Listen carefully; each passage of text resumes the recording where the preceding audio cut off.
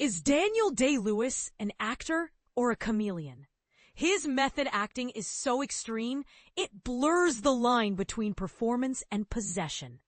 Imagine being so committed to a role that you become the character, body and soul.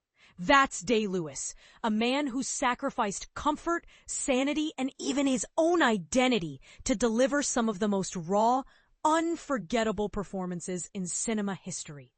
But here's where it gets controversial.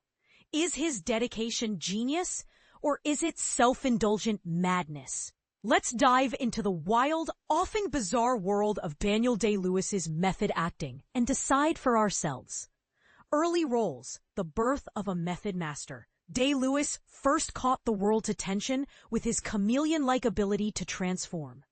In My Beautiful Laundrette, he immersed himself in London's working-class life.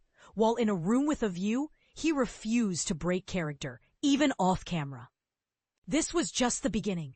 For The Unbearable Lightness of Being, he learned Czech fluently, because why not? And let's not forget his comedic turn in Stars and Bars, proving he's not just a one-trick pony.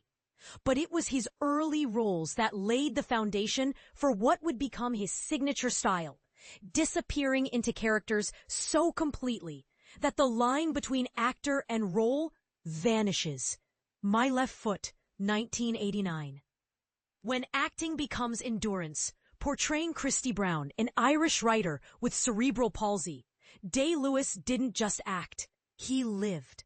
He spent the entire film in a wheelchair, refusing to break character even when the cameras stopped rolling. The crew spoon-fed him, carried him, and watched as he contorted his body so convincingly that he broke his ribs. The result? An Oscar for Best Actor. But at what cost? This is the part most people miss. Day-Lewis's method isn't just about awards, it's about suffering for art. Is it worth it? You decide. The Last of the Mohicans, 1992. Time traveler or actor? For this role, Day-Lewis didn't just prepare. He became a 17th century frontiersman. He learned to hunt, track, and skin animals, refusing to eat anything he couldn't catch himself. He even attended a family Christmas dinner in character as Hawkeye. After filming, he reportedly struggled to return to reality, haunted by Mohican-themed hallucinations. Was this dedication or delusion? And this is the part most people miss. How much of himself did he leave behind in the wilderness?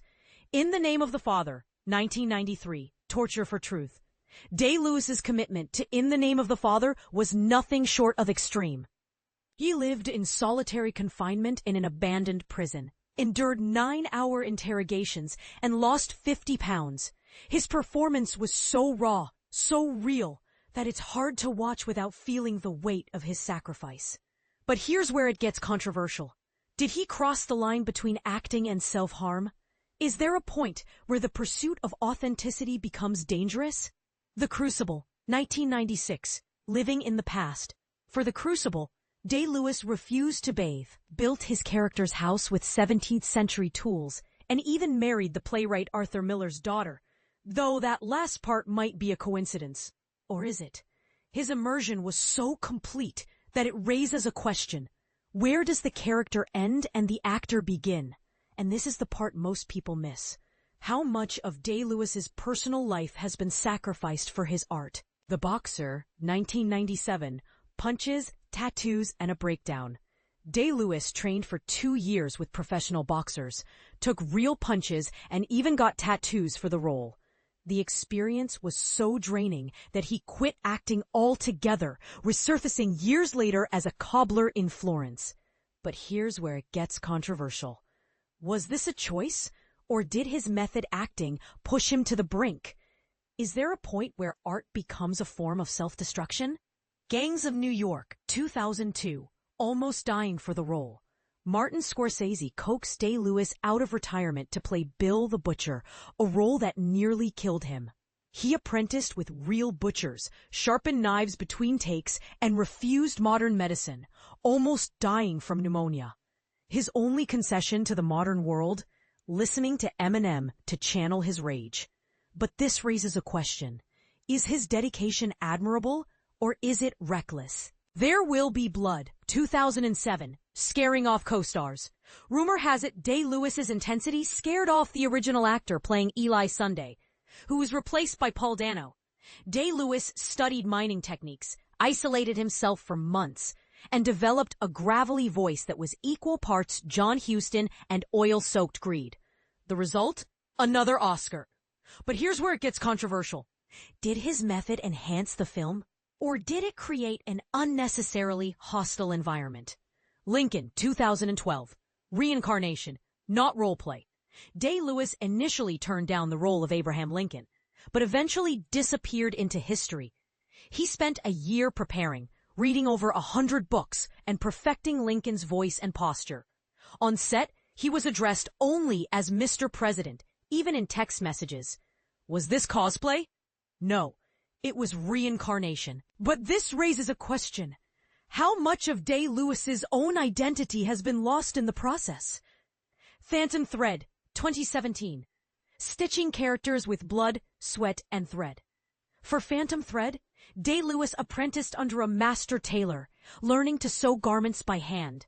He even recreated a Balenciaga dress from scratch. This wasn't just acting. It was craftsmanship. But here's where it gets controversial. Is his method a form of artistic purity? Or is it an obsession that borders on madness? Anemone, 2025. A family affair directed by his son, Ronan Day-Lewis. Anemone took 4 years to develop. This collaboration allowed father and son to connect artistically and spiritually. But will this be Day-Lewis's final film? Or will he return to cobbling, crafting shoes instead of characters? Either way, his legacy is undeniable. But as we marvel at his work, let's ask ourselves, is Daniel Day-Lewis an actor, a chameleon, or something else entirely? Final thought, genius or madness? Daniel Day-Lewis's method acting is a double-edged sword. It's produced some of the most unforgettable performances in cinema history, but it's also raised questions about the cost of artistic perfection. Is his dedication genius, or is it self-indulgent madness? Does his method elevate the art of acting, or does it exploit the actor? Let's spark a discussion. Where do you draw the line between commitment and obsession? Share your thoughts in the comments. Let's debate.